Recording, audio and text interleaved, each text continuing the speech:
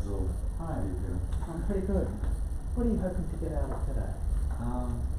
Good question. We were actually doing some Ethereum music like that. Okay. Participation is not technical. Mm-hmm. It's not business. Yeah. Okay. So one of my colleagues has been Okay. Yeah.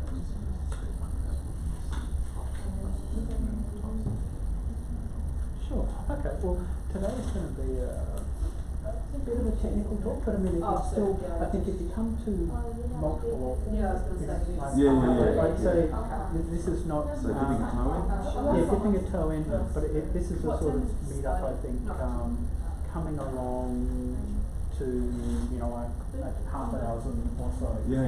Just, I think last week we had applications of blockchain. Which talked about if you're running an application of Ethereum, what it might look like, what you might be getting, and so it's like 3 people that came on and what they're doing.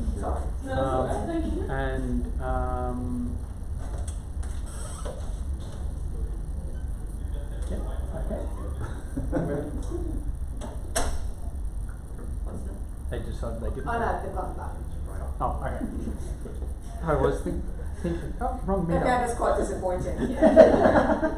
Jason, you should have done a bit more singing and dancing. Yeah.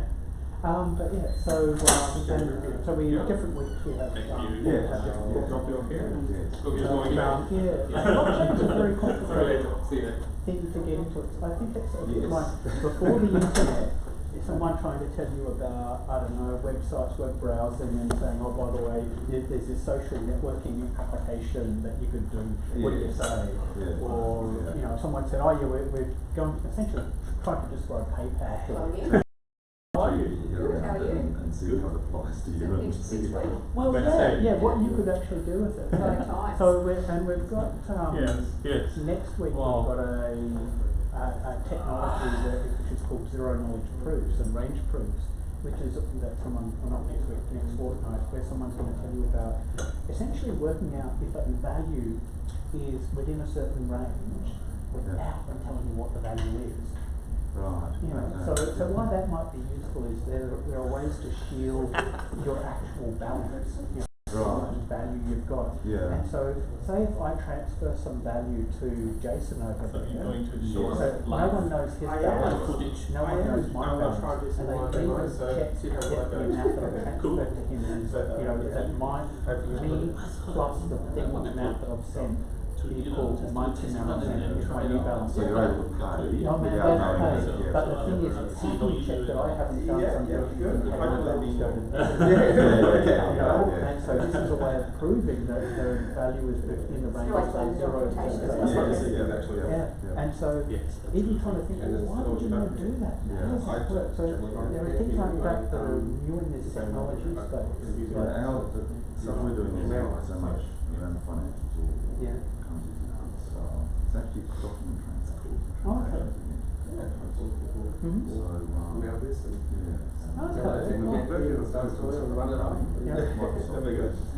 So can you find out what percentage of your balance is making that? Is there a way of finding out? Okay. there are some sites in place to do somewhat about it. What is that? Yeah. Some say it or less than what say it. And a high majority would get. There are some Pantheon nodes there. Yeah, there was. It actually showed up as So a bar. So that sort of There was a bar. concept. Yeah, I think it was less than what I said. You changed it. We have to start something. Yeah, that's it. We're on the map.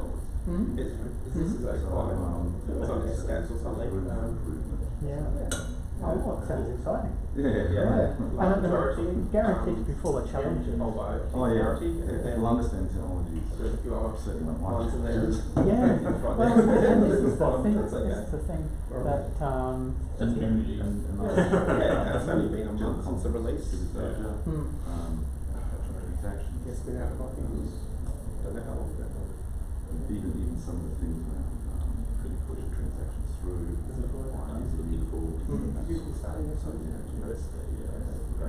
Yeah, well, and you'll be able to learn a lot, I'd say, from coming along and in a month's time, so 4 weeks time. We've got some research presenting, so there's one from QT, one from YouTube, and me. And it's all sort of consensus technical, but also YouTube. So I'm doing a PhD in that. And some of the technologies that we're going to be talking about, that I'll be talking about, will be actually very interesting. It'll change what can be done. Peter? It will allow new use cases. And so, Am I supposed to be downstairs? yeah. Tell people get up here. That was Okay. good. So, right, just by the entrance is where you want me? Yeah, and you'll see Horacio and others, but the problem, of course, is that one person comes up and then yeah. Natalie, how many various people up? So it's Grant and. This is right Yeah. downstairs. So the other thing, We gotta go. Oh, great, yeah. if you're interested, Yeah. is how it's like. Oh, The way it's really quite complex into it. Awesome, yeah, that's fine. Yeah, so it's Oh, yeah. It makes sense because people want to, Yeah, that would make sense. that makes a lot of sense. I mean, people want to, you need to be able to integrate with existing systems, and as well, you don't want to talk to people knowing that they're using a blockchain. They don't need to know about it. I mean, people don't need to know that they're Yeah. and I think it's as simple as what Yeah, you don't even know what's happening. Yeah, and what you get into. But it's a matter of, so you're trying to work out how to get your system to be able to use the technology, but without actually having to actually do it. Yeah, we'll encourage you to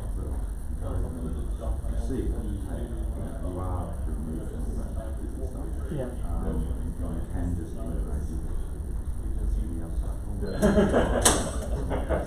Lots of them, we've made sure we have lots of them. Yeah.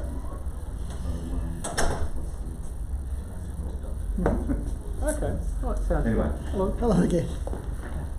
Someone's going to sit there, so I might sit there. It's okay. Yeah, that's good. That's good. Yeah, I was sitting there earlier, but I realised I should sit here. No, but it's okay, but I should sit here though, so that on the other, just in case that blows up or something. You were presenting last. Yeah, no,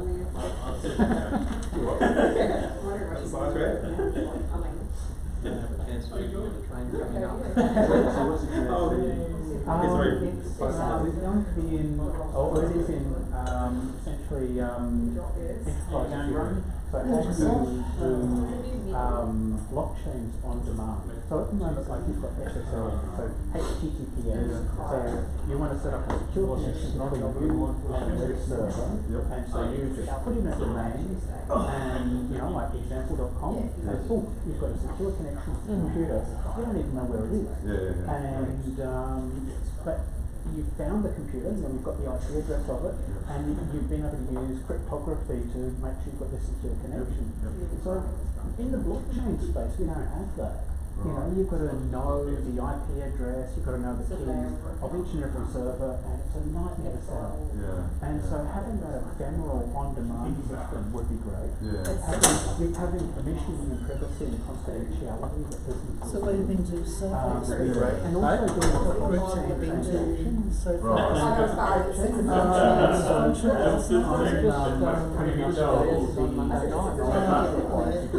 first. Potentially, how I think of the blockchain, and so, and we're the idea is we're rolling it out in Pantheon, and so the idea is to come up with the next generation privacy solution, essentially the HTTPS for the blockchain era.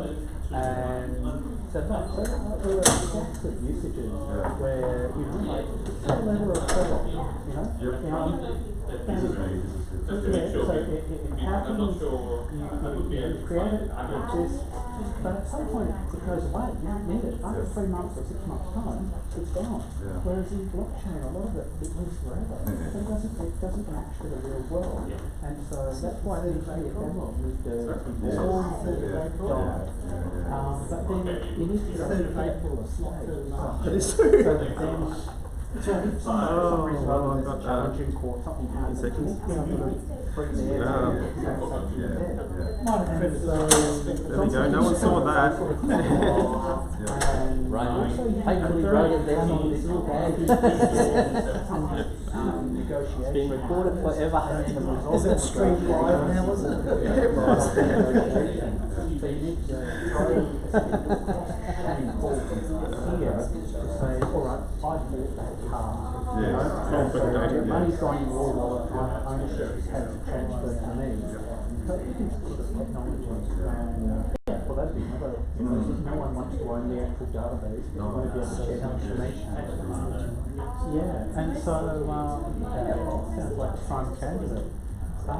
Jason, we should actually get going with this.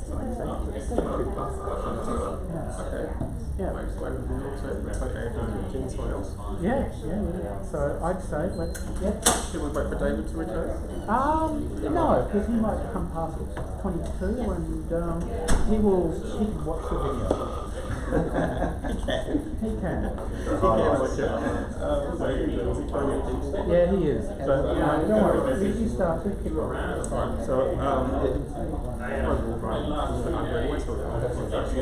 Yeah, so you've got people who are sitting watching the live stream. You've got 6 people watching the live stream. What am I doing? There you go. Thumbs up. I've already thumbs up. I haven't even started. Alright, so please lead on.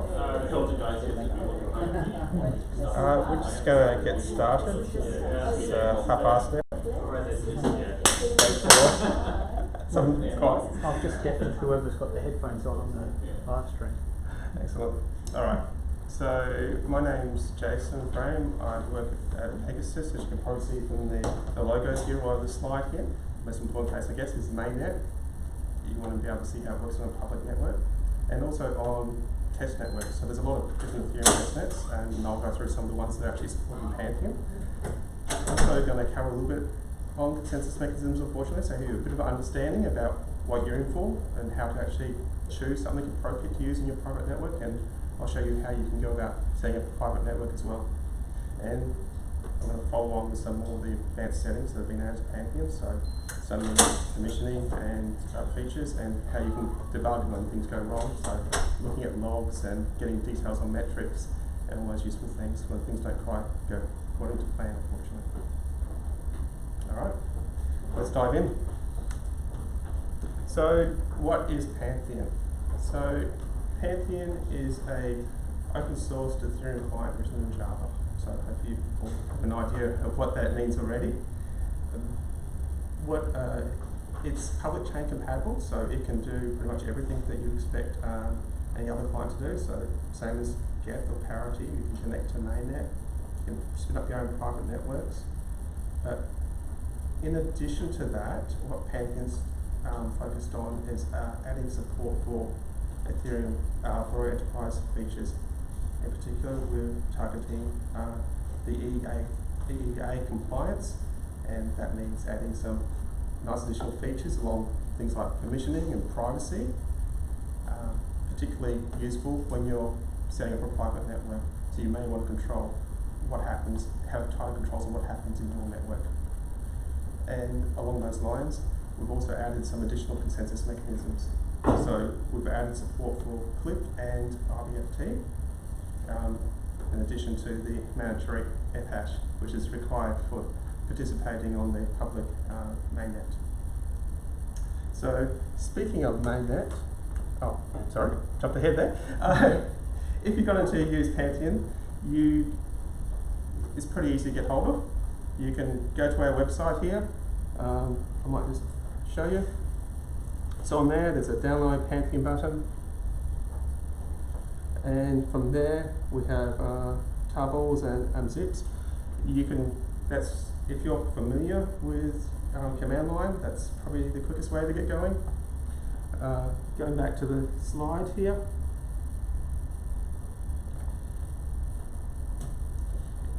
If you don't want to just unpack and run Pantheon, you can use one of your favourite package managers. So there is support for package managers on Windows and on Mac. So on Mac, for instance, you can use the Homebrew package manager. Makes it easy to keep Pantheon up to date. A similar story for Chocolatey on Windows. And of course, for those fans who want to use Docker, we have Docker support available as well. So that makes it almost a installationless way of using Pantheon. And if you want to just go ahead and build open source, you can do that. You just need a Java client to compile the source code, and all the instructions there are in the repo. It goes without saying that you will require Java to actually run this, because Pantheon does run on the JDK. It requires at least Java 8, and we're talking about mainnet there. The full archive can actually be quite large, and it will probably take you several weeks to actually download mainnet, unfortunately. It can be quite a slow process. So, a bit more about mainnet there. I probably already covered this, but mainnet is the public Ethereum network, so it's the main network that everyone uses. It's where you spend your real money, or Ether, so to speak. That's where the real transactions go, and it's the large network with thousands of nodes running. So mainnet relies on economic incentives to actually function correctly, and it does that using proof of work, which requires people to expend a large amount of computational effort, then in the end costing them money to actually participate as a miner on that network. So Pantheon does work as a miner, but it only supports CPU mining. And unfortunately, CPU mining is not quite enough to actually be able to participate as a miner on the mainnet at the moment. People moved on, and you actually require basically a GPU, or even ASIC in some cases, to actually be able to function as a miner.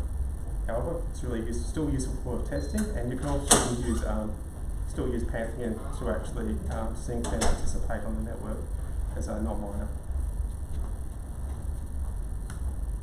Alright, so it's actually really quite simple to run Pantheon on mainnet, fortunately. So Pantheon, without any extra arguments or any other details, will actually just go ahead and try and connect to mainnet. So these default options that's doing there will use the mainnet network settings. So it uses an included mainnet Genesis file, which has the details about how to connect to mainnet, what the initial block is, and all those details, what the initial accounts are, and so forth, chain ID, and so forth. It'll also create a private key for you if it doesn't already exist. So that's another option you don't have to specify. And run it again, it will reuse that key. And that's pretty much all you need to do to connect to mainnet. So I'm going to try and do a bit of demo. This may not go so great. Syncing to mainnet can be fun. So the issue I'll probably have is actually be able to get enough peers to actually sync to mainnet. But I'll give it a go. So you can see here I'm actually attempted to, I've got a command that's actually using fast sync. That is something that's experimental in Pantheon at the moment, but when it does work, it significantly improves the time and needed to sync, and also uses significantly less storage space. So a full archive will be somewhere, will be over a terabyte, maybe 1.5 terabytes of this space, so a lot of space, and take several weeks, whereas a fast sync may take, I've heard, as little as 36 hours for one of my colleagues. So I've just spun this up now, and what this is, you can see here from the logs here, hopefully, that we have loaded our private key, and we've started Pantheon, so we started the main loop here, and now it's trying to find peers. And unfortunately, it might take several minutes to find peers on mainnet. It's a very busy network, and people probably aren't very interested in a node that doesn't have any blocks on it. But what I can show you is at least do some RPC commands and show you how we can interact with this node. So one of the main interfaces to an Ethereum node is the RPC APIs. We can access that through WebSocket or HTTP. So I've just chosen a really simple one here. This one is just going to tell me the state, whether the node is syncing, and if it is syncing, it'll give me details about what it's attempting to do. So I'll just bring this up so we can actually see what's going on here. So yeah, we're not syncing. So the reason we're not syncing is because I don't think we have any peers at the moment. So I'll just have a look at that, see what peers we do have. And unfortunately, we don't have any peers. This is one of the fun things of trying to do syncing to mainnet in a demo, unfortunately. But I can probably come back to that later. There's probably no point here spending your time watching these logs until we see some peers appear. Oh, doesn't it say something like begin downloading world state from peers for block number block? Yeah, you're quite right there. It looks like we were able to download a block. So I don't know if we still have peers now, but it looks like we're actually doing some stuff now. So that's exciting. So we have one peer. Yeah, we've got a peer. And if I check this, we're trying to sync now. So it's working better than I expected. What tool are you using there? Yeah, so I'm using Postman. Mm-hmm. So these are just doing a JSON request to our endpoint here. Mm-hmm. So Pantheon, you can tell Pantheon to expose an RPC endpoint, which is just a way of submitting JSON requests, essentially. And you can see the syntax here. It follows the standard JSON RPC format, which is the version, the method you're targeting, and any parameters associated with that. Mm-hmm. And these all take that standard form. You can see here. So all of the ones that you've got off to the left of there, those commands, is there a way of getting all those up? Because I assume Postman doesn't come with all them pre-configured. Absolutely, very good question. Oh, sorry, nice leading question. Am I I like leaping into the? I haven't seen the present. No, that's fine. So you're quite right. The documentation does actually have a Postman collection associated with it. Okay. So you don't have to go about setting these all up yourself. You can actually go to our documentation page. There's a click on the link there, and it'll ask you to import that Postman collection. Mm-hmm. So that'll make it very easy to get set up. And by default, it will be using 127.0.0.1 and this 8545. Which is also the default port that we use with Pantheon. So that makes it very easy to see what's going on. And unfortunately, this is suited for a larger screen size, but You got 4 peers. four peers, wow, oh, it stops happening now. So it can take a little while, but once we get going, we're starting to, so this importing chain segment, that basically means we're importing blocks. All right, so let's get back to the main presentation because I don't want to do a transaction on mainnet because it'll cost me real money. So I'll show you how to do transactions on a private network where it's all free for me. All right. Consensus pays you, right? I don't see the problem. I need to get their account. Not on mainnet. Sorry, on mainnet. Yeah. All right. So if I talk about test nets or private networks, you need to understand a little bit about what consensus mechanisms are because they act a bit different to what happens on mainnet. So this is my take on it. It may not be 100% correct. I'm sure people will correct me if I've got it wrong here. So essentially, a consensus mechanism is a general process where people agree what the world state is. So basically, what's on the blockchain. So everyone has their own copy of the blockchain.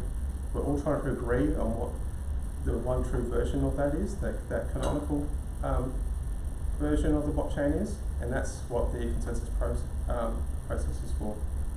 So essentially, block is legitimate on proof of work, that means that they have to expend some effort, so they have to do a lot of computational effort, and they have to try and solve that nonce and mix hash.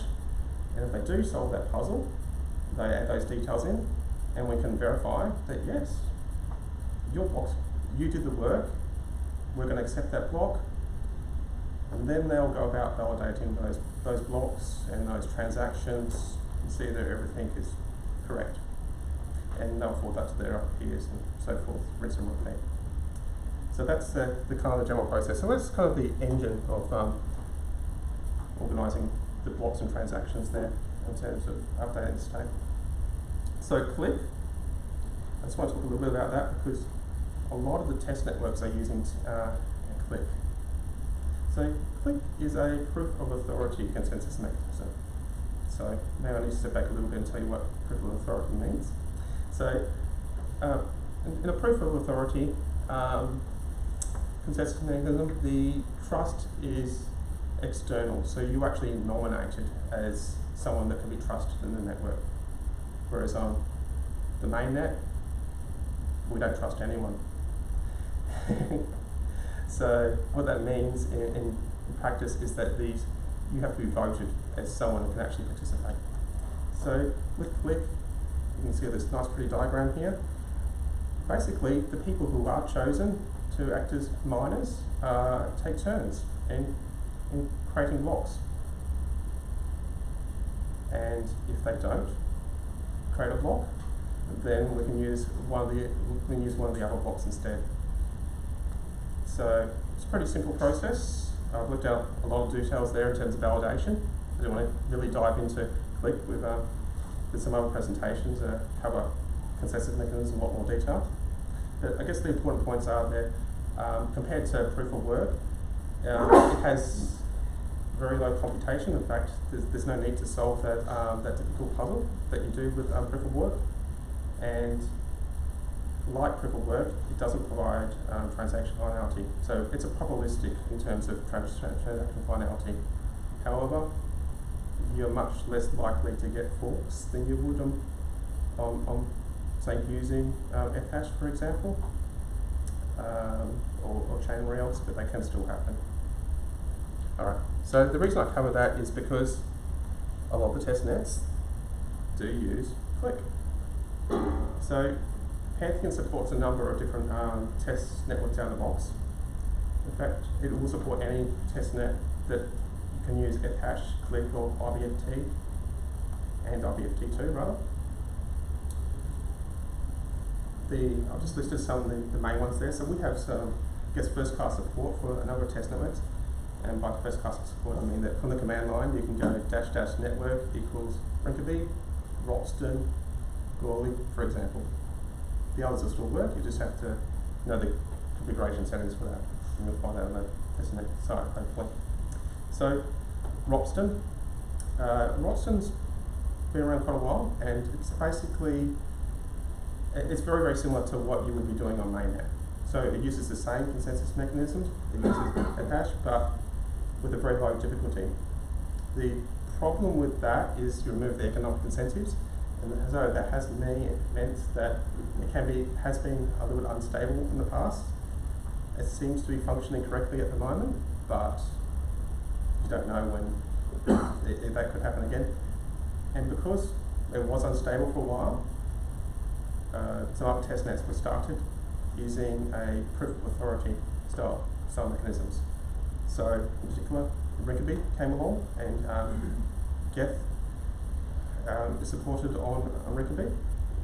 And similarly, Gourley, which came out I think end of last year, also uses Click, but the differentiating factor between Gourley and Rinkeby is that Gourley was built in line with multiple client compatibility. It's not to say that some of the other clients can't work on Rinkeby, but that was never the end goal. So Gourley supports Geth, Parity, Pantheon's on there, obviously. Never mind. Pantheon also works on Rinkeby as well.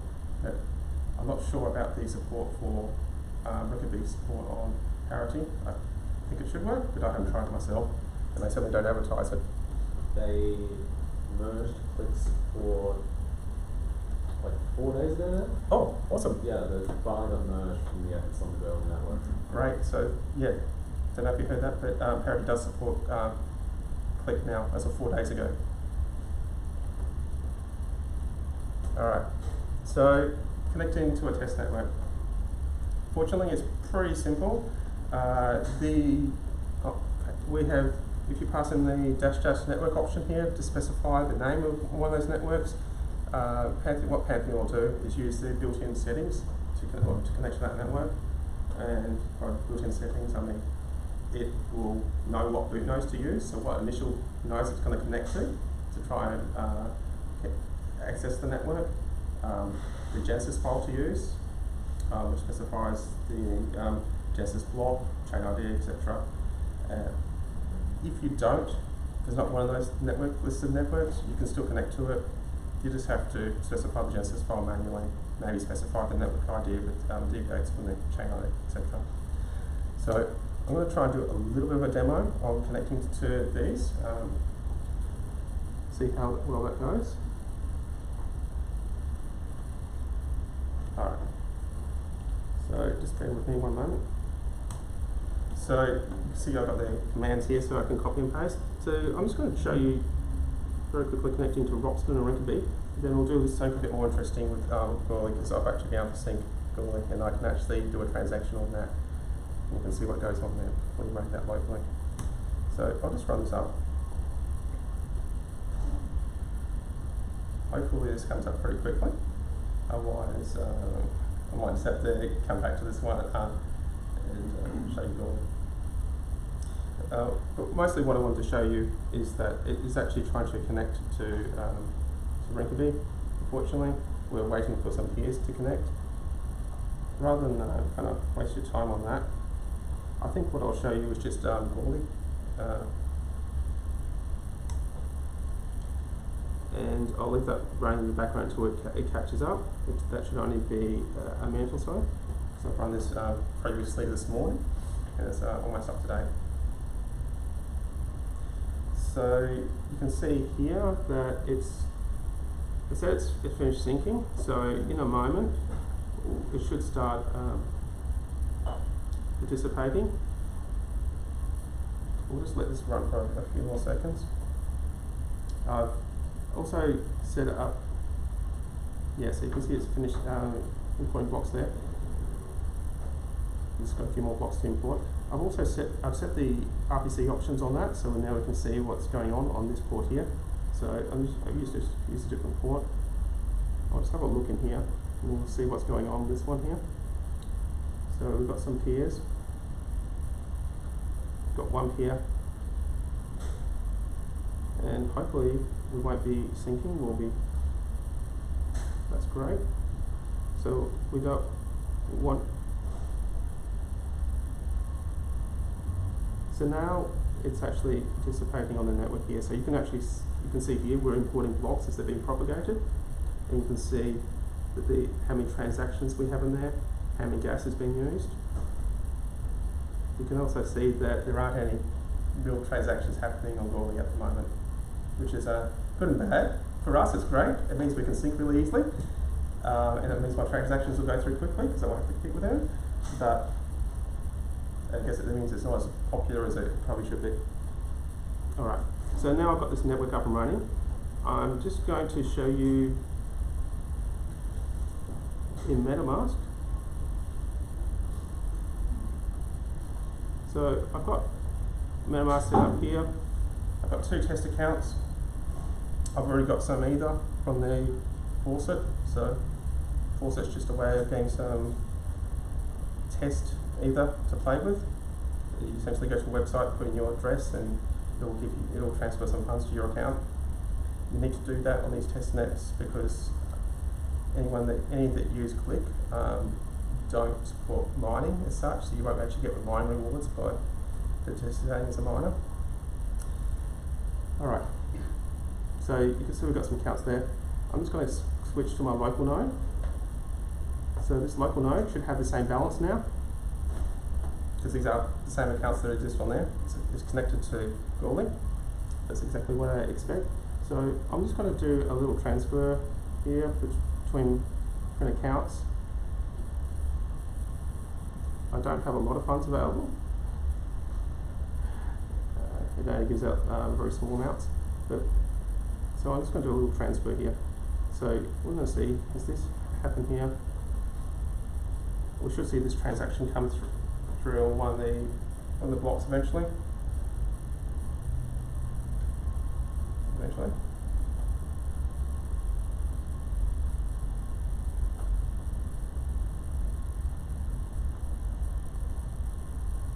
Taking a little while. So where's the fun part of doing a live demo? Don't know how long does it take. What's the block time on that network? 15 seconds. Yeah, so it should be pretty quick. So it's been confirmed now.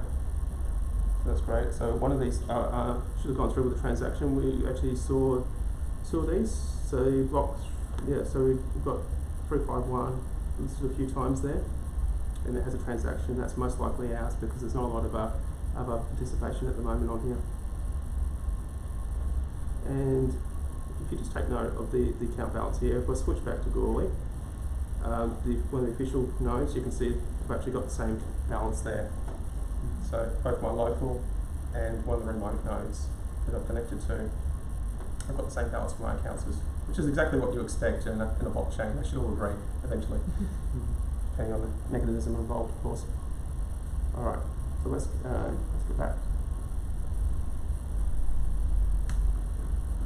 So I'm just going to talk very briefly about IBFT2. I don't want to go into detail too much on this diagram here because that's actually quite a large talk in itself. The reason I want to mention IBFT2 and IBFT in general is because that is a mechanism that you could use in your own private network and it can be a good choice. So IBFT2 is, rather than taking turns on proposing blocks, the validators or miners actually agree as a group to actually import a block. So one will make a proposal, they'll go through a process, and at the end of that, they have to reach quorum at certain stages to work with the protocol. And if it reaches the end of that process, the block will be imported. Now, the nice thing about IBFT2 is that it gives you immediate finality. So when that's imported, you know for certain that that transaction, everyone's agreed on that transaction. That's a very nice property. In fact, there are each of the consensus mechanisms have different properties, unfortunately, and so there's no real best solution. Unfortunately, they all kind of have trade-offs here. You can see Fhash, fortunately, has very high compute, so essentially meaning it has to do a lot of work. So if you use that in your local network with the default settings, so with a difficulty that would actually economically incentivize people to do the right thing, you would consume a lot of power in actually doing that. So for that reason, it's generally not used in private networks. You can use it, but unfortunately, as soon as you take away the difficulty, you remove these incentives to actually doing the right thing, and it's no longer really functioning as a consensus mechanism in the true sense of the word there. So, as alternatives, we've got Click and IBFT2. We do have support for IBFT, but we can only sync, we can't actually participate as a validator. So that's why it's not mentioned there. We've only got limited support. So both of those have low compute in that they don't need to solve any major difficult puzzles to actually mine as such. Their protocol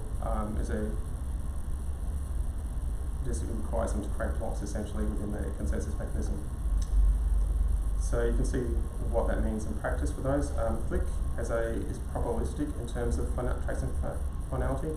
That means that you really need to wait a few blocks to know whether it's actually gone through or not. Whereas IBFT2 is absolute certainty. As soon as that is being imported, you know with absolute certainty that block is great, and everyone else has accepted that. in terms of fault tolerance, with Fhash, Click and Fhash are very similar there. If someone has 51% of the nodes or controls them, you're in trouble. They can influence the network. Unfortunately, IBFT, I've put up to almost 1/3. It's the algorithm's a little bit more complex than that. I don't want to complicate the slide too much, but it is less than. You can tolerate less Byzantine nodes or faulty nodes than you can with Click or Fhash. And one of the other factors is speed, of course. So Fhash, I said slowish. It's some people won't necessarily consider that slow, but from memory, it's around 15 transactions per second. I hope that's right.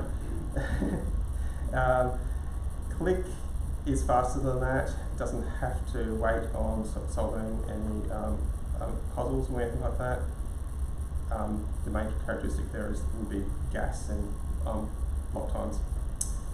And IBFT2, because it's a more complicated process, there are much more.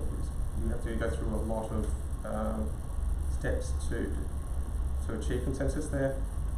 It's slower than Click, unfortunately. But I thought Click wasn't fault tolerant. well, it's as fault tolerant as it's sort of fault tolerant. It can handle some failures. Okay.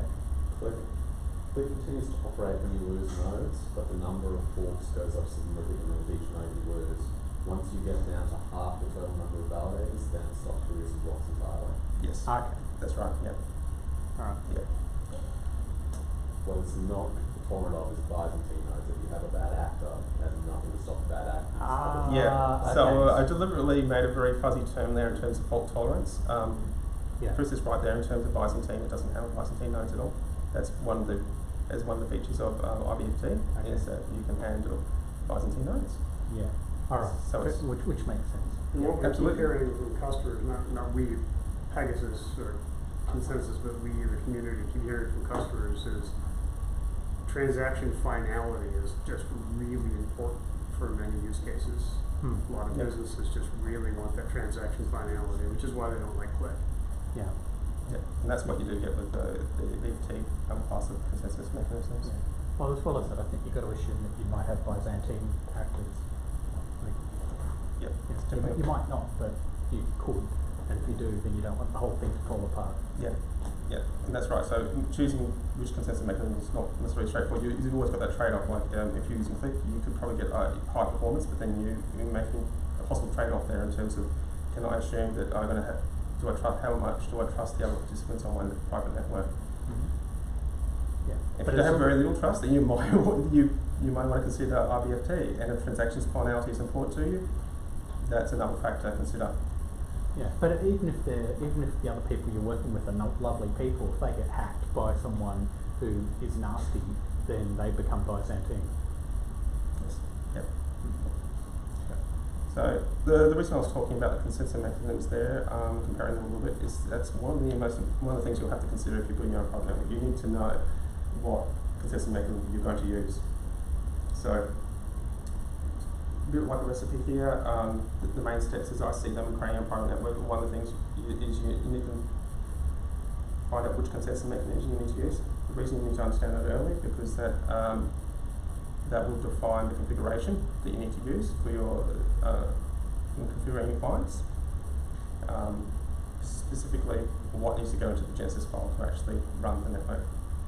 And it's also very convenient to specify boot nodes so that you can actually just point all your nodes at the one node address, and so they can all bootstrap easily.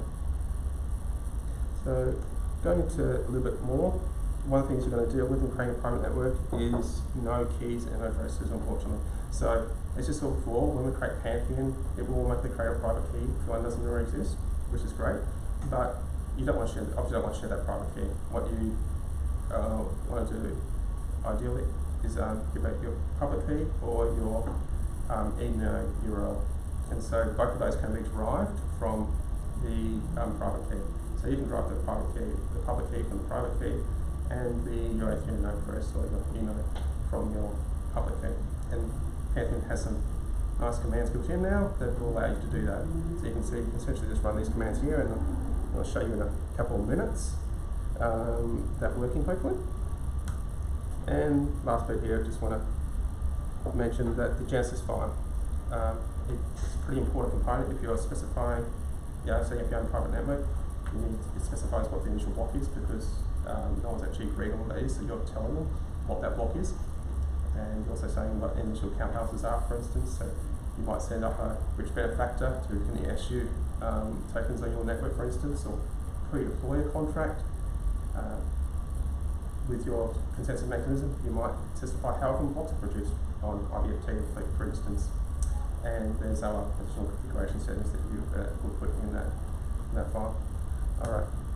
And finally, this is a tricky IBFT to specify essentially what the initial set of validators are in terms of the Genesis file. It does store other extra information, but in terms of the Genesis file, that's the details we care about. So those validators are the nodes that are participating in terms of mining. So we have a small group of nodes that will do mining, either round robin or whatever the mechanism specifies. And we need to specify at least one node when in the Genesis file for this to actually work. And there's a couple of commands you can use to do that. There's an RLP encode command built into Pantheon that we can use to create that. So let's get on to something a bit more interesting than that, and I'll show you a bit of a demo, hopefully, of setting up a private network, and hopefully this goes well. Alright. So I'm just going to actually get my commands here. I won't do that first part here because I've already got Pantheon installed. But I'll just show you my directory there. So I've got a sample Genesis file there already. I'll show you what that looks like. So this one here. So this is set up to use IBFT2. Let's walk through some of these options for you. So chain ID. So we need to specify that the chain ID is, I've only got one milestone defined here. You can specify all of them if you like, depending on what you want, what you care about in terms of your private network. But I guess what's more interesting are these IBFT2 settings here. So I've set a block period of 2 seconds. So what that'll mean is every 2 seconds we're going to be creating a block, whether there are transactions in it or not. So we'll just be pumping out blocks, and that's really great for testing. You may not need that in your own private network. You might be able to increase that setting if you want to. The other reported settings are this epoch length. So basically that means at that boundary, we're going to reset what the bytes are. And I'm not going to go into that too much detail. You can play with that if you need to. The other important details here are extra data, which specifies the validators and gas limit, and any initial accounts that you've got. So I've set up those 2 accounts that we saw before with some money. And so when I run this up, hopefully what we'll see is some accounts that have some funds in them, and then we'll be able to do some transfers. So if I don't do that, I'll have to deploy a contract to be able to get to do anything interesting with the network. Alright, so I'm going to go back here. So first thing I'm going to do is actually create 2 nodes. So I'm going to use this, I'm going to create 2 nodes. In practice, you need at least 4 nodes in IBFT for it to handle Byzantine nodes. So with only 2 nodes, if any one of those fails, the network's going to stall, unfortunately. But it's certainly much simpler to demo, and I can show with just 2 nodes. So what this is doing is exactly what it says there. It's actually, so it's creating a new address, and it's also giving me what the public key is. And I'm going to use this top public key in the Genesis file in a moment. So I'm just going to copy this command here. So what this is going to do is I'm going to specify this first node public key here, and this and RP encode that, and that's going to be a really long string, and that string I can use is in the extra data field. Alright, so I'm just going to pop this in here. So I've got this extra data string here, and now I'm just going to run up these nodes. So I've got two. I'm going to set up this first one here.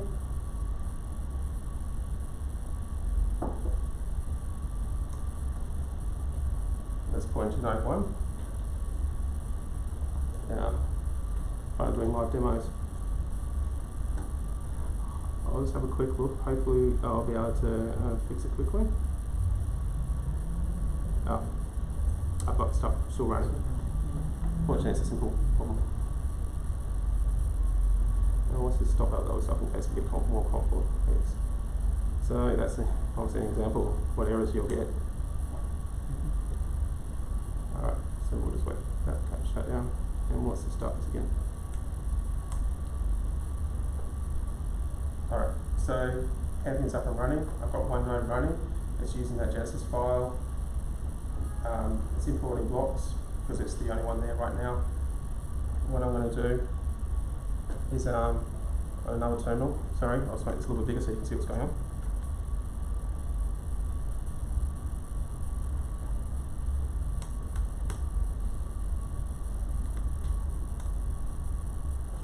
I'm going to start up another node, and I'm going to use the enode address of that first node. So when that node started up, one of the first things it does is prints out this enode address. So this enode address specifies the public key, the IP, and port to connect to. So that's the PGP port. This is what you need to do. This is the details you need to use to actually connect to a node. It specifies the address of it here, basically. So I'm going to connect it to this. So this should start up. It's probably got the same error as the other one. Do you have the same port for that? Possibly. Yeah. I mean, just, yeah, I do have a different port, but I've probably also got a conflict. I'll just double check that.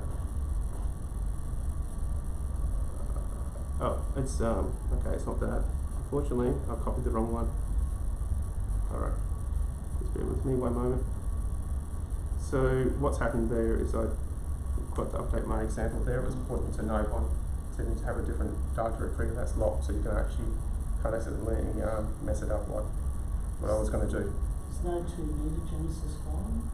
It does. So I specified the Genesis file there. So they all need a Genesis file. To get the scheme. Yeah. So they all need to agree on that because that specifies what setting they're going to be used. So they all have to agree on those. So this is looking a lot healthier.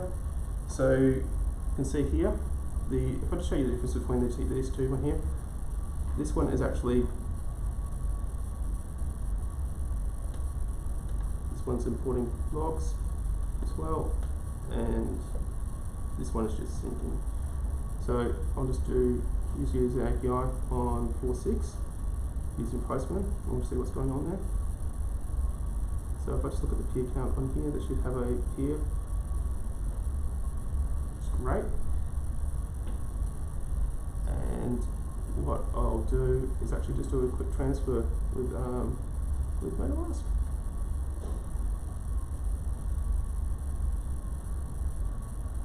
So I'm going to connect to that local network on 846. You can see the balances there have changed, and now I've got 200 Ether in there. Oh, you're rich. Yeah, that's right. You're doing a lot better, and this one's even better. 90,000. Golly. So I guess we should probably send Ether from account 2 to account 1. Seems like the fair thing to do. So if I do that, I'll specify account 1. So what should happen? So this shouldn't take too long. So I've actually go through already. This way, so. there we go, it's confirmed, great. So back in these logs here somewhere, we'll see one that has a transaction. Oh, there we go, right up there. So because we've got a lot of block, the block size is really small. We've got lots of blocks going through. It's being lost in the noise, but we have a functional network there, just 2 nodes, and being on RBFT2, I could show you a little more in terms of how you vote nodes and things like that, but I didn't really want the demo to be too much about RBFT2, just more that you can actually set up your own network. If you want, what you would do at this stage here, we've only got one validator, which you would vote some others in there, so that it's actually, you get some of the benefits of it actually being RBFT2 in terms of licensing. So I'm going to go back to here now and continue on.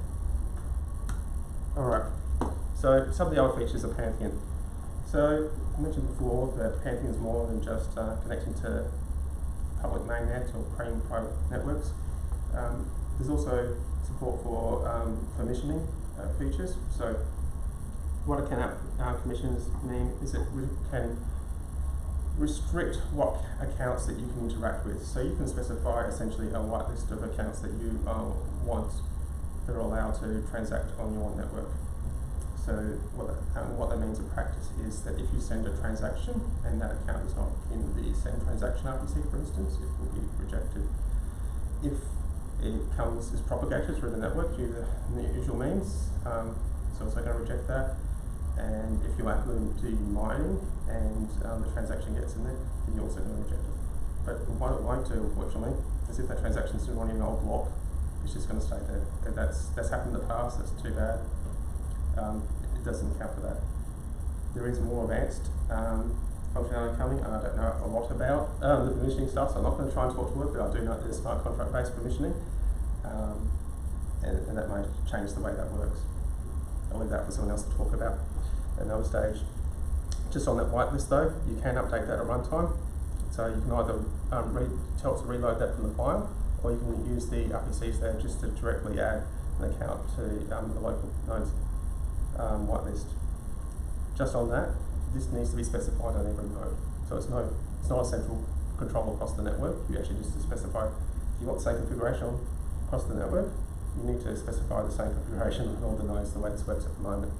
And I think that's one of the advantages that the smart contract will address. So the other part of permissions is no permissions. So no permissions are basically who you can interact with. So other Ethereum nodes. So if you have an Ethereum network set up and you happen to have your ports going out to the internet, anyone could actually join it if they can find out what it is. So this is one thing, but even so, you may not necessarily want all nodes, even on if on a private, within your network, to just be able to join it either. So this gives you that more fine-grained control about, say, what nodes can communicate with each other essentially. So you may not trust them all. There might be a rogue node out there you can control which limit any known bad actors by specifying on this node whitelist. And just like the other one, it's you can activate these through RPCs and you need to do it on a node-by-node basis. Alright, so as you saw before, things can go wrong, they do go wrong. Setting this up can be a little tricky at times. Log is probably going to be your friend. We use Log4j and the standard log levels there. So by default, it'll be using info level. If you want to see more about what's going on there, we have debug trace that you can set to see what's going on. If you want more advanced control, and you can specify your own Log4j configuration and set the Log4j configuration file and variable there, and you can say exactly what you want to be logged at a package level, at what levels, and how to set up your appenders and so on. If you want things to go into files instead of just console, for example, you can do that. Another thing which is really useful is metrics. So we support Prometheus metrics at the moment. Prometheus collects metrics and can be used by metrics visualization tools like Grafana, for instance. So using that, you can grab all the data from Pantheon in terms of what's going on internally, and then you can use that to display in a nice visual way what exactly is going on. If you just want to get some quick insight about what's going on though, there's an RPC method there, debug metrics, and that'll give you a snapshot about what the current state is. Or then you might be able to tell from that whether something's gone wrong or not. And finally, if you get stuck, we've got lots of great documentation. I've certainly been through a lot of it in the last week or two in preparing this. There's some really good documentation there. We have some tutorials there that go through how to set up test nets and connecting your nodes to different networks. There's a brief reference section there on the different RPCs that you can use and how you can interact with that. So that's a really good point for if you have stuck. Turn to me. If it doesn't know if it makes sense, we have a GitHub channel, so you can log in with your GitHub ID and post a question on there. The Pegasus team is really quite responsive there and answering anyone's questions and helping people get started with that. And if you do find a bug or you have a problem, you can always raise a bug on Jira. So that's a public Jira, and you can raise it. You can raise bugs there, and the team will look at those. All right. So covered a lot of detail. I know it's been pretty technical, and sort of try going through command options at times. But did anyone have any particular questions they want to ask, or something wasn't clear?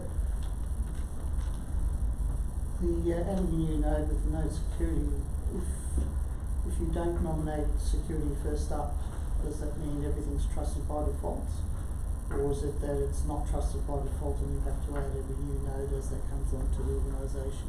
Yeah, so it's a whitelist. So if you don't specify that you're using a whitelist, it'll allow any node to connect, my understanding, and it won't be any restrictions in terms of the accounts that can be used.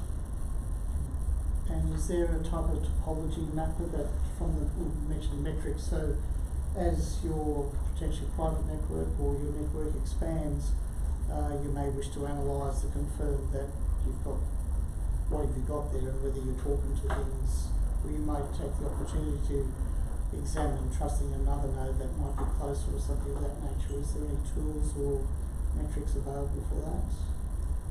So you've got 20 nodes, node 21 comes along, this node over here only trusts 10 of the others, but this node 21 is pretty close, and you don't know it exists because you've never trusted it, but it's through some topology map or something it comes to your attention.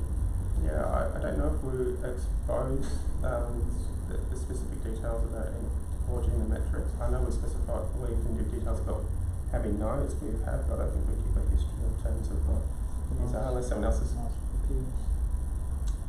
Yeah, but if you don't trust, I suppose ask for peers, but then the peers answer and it's not trusted, so you ignore it back. But if you've only got a whitelist, then it wouldn't have. Yeah. But if okay, that's what I mean. Do you know whether ask for peers gives you the whole list and you only look up, I'll go talk to you? No, well, because I mean, it would try and connect to one of the others, and the other would reject.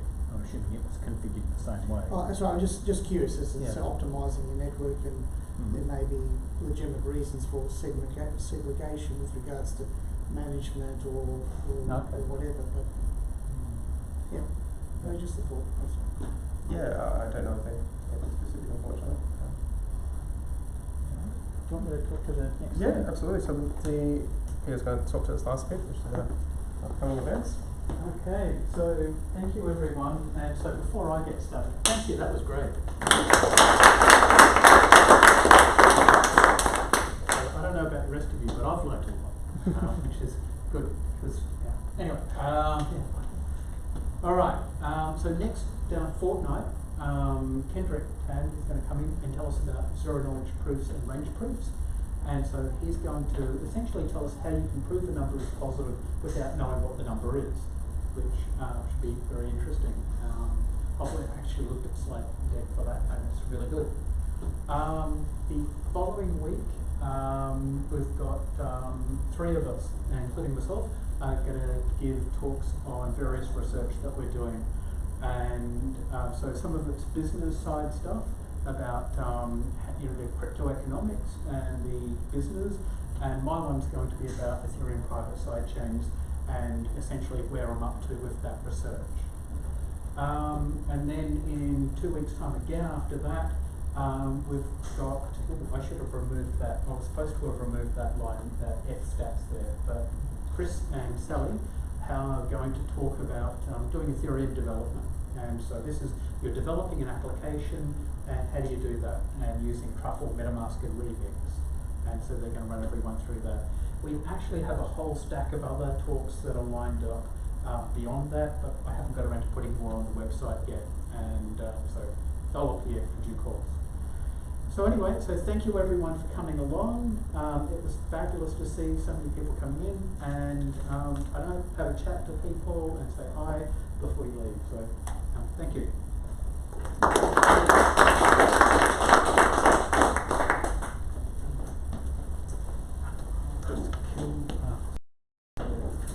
Right, thank you. Alright, stop streaming.